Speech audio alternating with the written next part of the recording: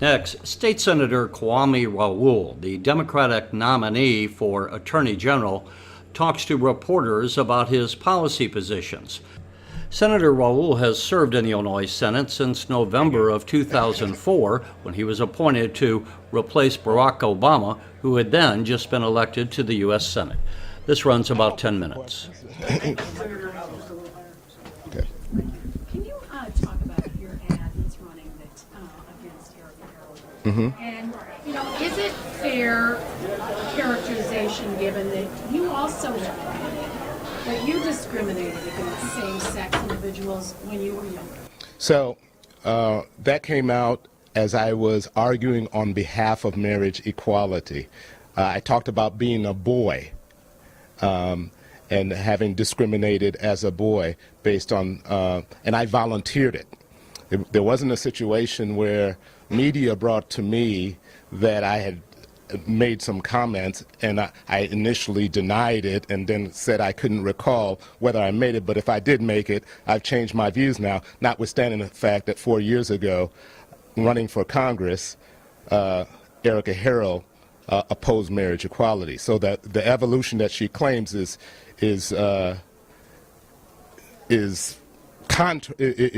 contradicted by her own statements 4 years ago. Notwithstanding that, put marriage equality aside, the question about placing a child, deciding to place a child in the home of abusers,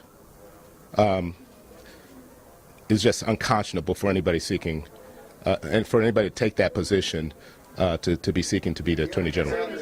If you can, the governor says the current Attorney General is not addressing corruption, not investing corruption.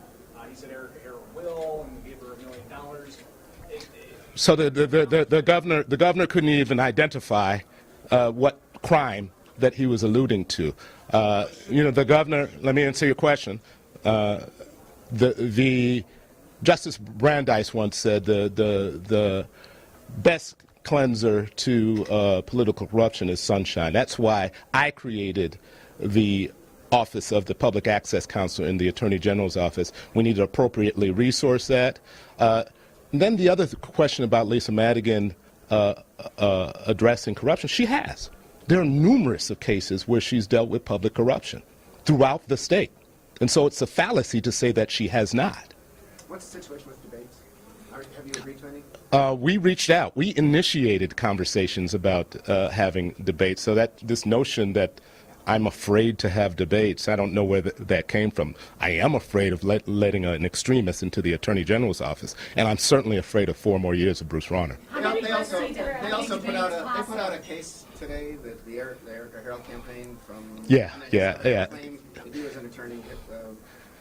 So what Erica Harold doesn't know about her limited experience as an attorney, because she's only tried 1 case in her entire career, is that I had a career as a prosecutor where I actually prosecuted child abuse cases. Subsequent to that, I went into private practice. Sometimes you get appointed cases by the court.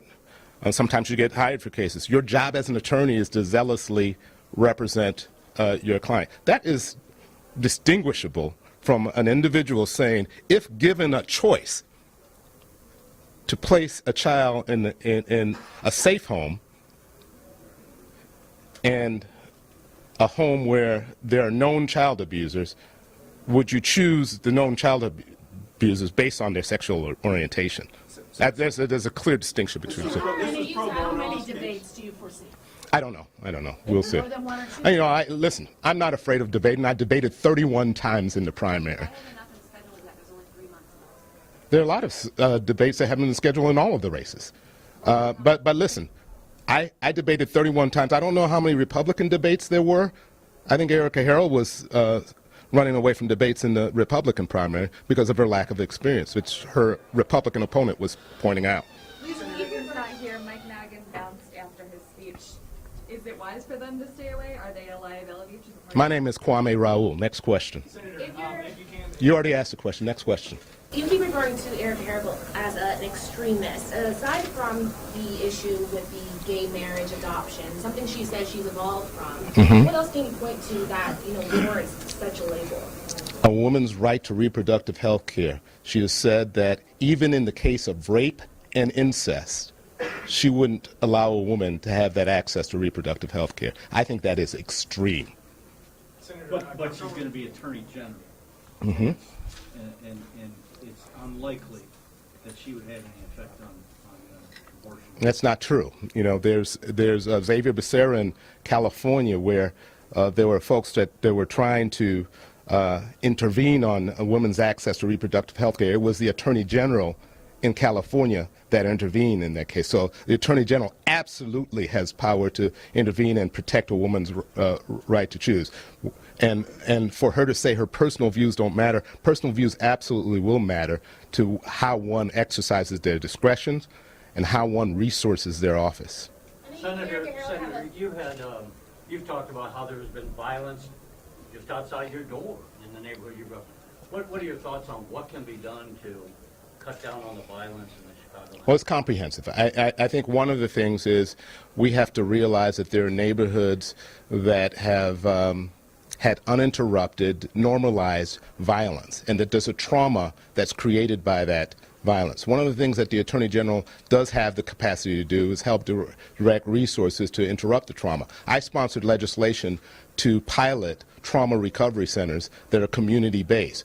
One of the things we know is that young people who evolve in neighborhoods of normalized violence, if you don't treat the trauma of that violence, those young people who are the victims of being exposed to that violence can evolve into being perpetrators of the same. We can't just sit by idly and not do anything about that. Additionally, there are attorney generals in other parts of the country that have participated in gun tracing, in the gun tracing of guns utilized in crimes. If we're going to do something about the guns that are being trafficked into hands of people we know are going to do bad things with them, we have to be effective about tracing the pathway of those guns. On the Attorney General's consent decree with CPD, the ACLU of Illinois, Representative Black Lives Matter say it doesn't go far enough. They want to see some changes. What are you on? Well, a consent decree by itself is not the only thing that will address law enforcement reform. If we seem to be looking for silver bullets to comprehensive problems that are decades in the making. I engaged in this effort to work on law enforcement reform. I sponsored legislation creating a torture inquiry commission years ago. I passed legislation, bipartisan legislation, for a law enforcement reform package that included body camera protocol as well as training standards. So the effort goes way beyond just a consent decree, and it goes beyond just the Chicago Police Department. It's a statewide issue. It's a countrywide issue that we have to address. We have to address comprehensively and continuously. The reason, of course, Chicago's looking at consent decree is because of the long decades history of excessive force and other abuses. There's one area of disagreement between the current Attorney General and the mayor on whether Chicago police officers should have to document every time they point a gun at someone. Where do you come down on that particular issue? I side with the Attorney General. And why is that? Because data, just like I've sponsored legislation on pedestrian stop, data can sometimes demonstrate whether there's progress from one point to the next. Where we want to get to is to return to a position of trust between community and law enforcement, because that cooperation is going to be the only thing that's going to promote public safety in neighborhoods like mine, where I've seen gun violence multiple times in front of my home, where I've had to come home and talk to my kids about it. It's a disturbing thing. I was just a couple of months ago, I had come from a rally where the kids from the Parkland school were.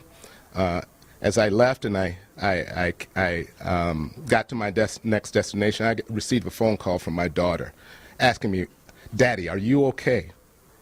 I said, "Why?" She says, "Because I'm looking out the window. I just saw police cars and ambulance. There's been a drive-by shooting down the street. I said, where's your brother? He was down the street at a movie theater. These are problems that are personal to me because I've had to deal with talking to my parents, my kids about them. And for us to deal with the violence problem, we need law enforcement. We don't need this adversarial relationship between community and law enforcement. We need to bring the two together. And so it's not just a consent decree that's going to do it. We need cooperation over time. Senator, Time for a couple more, guys. Senator, if you could, should it be illegal for what Rauner's alleging Madigan's doing to be, one, crafting property tax law for the state, but at the same time having a law firm that helps people lower the property tax? That's a question for the legislature collectively to decide. I'm welcome to that, having that debate and making a decision on that type of conflict as well as any other type of conflict presented to the legislature. One more, guys. One more. How's your health? Good. Good. You're in remission? Well, I had surgery. I had, when I talk about access to health care, it's amazing. It was a robotic surgery. I was able, because of my access to health care, I was able to shop for a doctor that had performed the most robotic surgeries in the region, and presumably, I have to monitor, but this was a disease that took both of my grandfathers, my dad, my uncle, and I have another uncle who was diagnosed. So, when you go to a physician, what do they ask you about? Is family history. As I was coming out of surgery, and I returned to work down here in Springfield, I had a friend who served as a mentor at Chicago State who was on his deathbed for the same disease. So when my opponent says filing suit against Donald Trump is just political, when attorney generals file suit to preserve access to health care, it's not just political to me. It's about access to life-saving care. Senator, to be clear, you may have missed it earlier, the thing that Erica Harold sent around about the 2 neglected children, that was a pro bono case for you, and also Mayor Rahm Emanuel has been talking about missing values and communities plagued by gun violence. Do you agree with that? Do you see the mayor as talking down to black people? What's your take on that? I think for the mayor to make a generalization about a community is more than just misspoken. It's outright wrong. We have communities that have not been invested in. We have communities where mental health services have been depleted. We have communities that have suffered as a result of budget impasse in Springfield, and all of these combined, closing of schools. What does one expect? What does one expect to evolve from these communities if you don't invest in these communities and you don't invest in the children within those communities? Do you guys Lawyer Lightfoot that that's a form of victim shaming, what you did?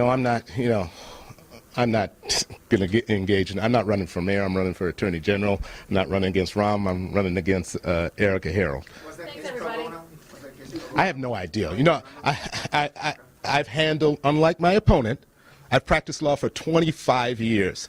I've tried more than one case. I've tried cases in federal court, in state court. I've argued case on the appellate level. I've argued cases at the administrative level.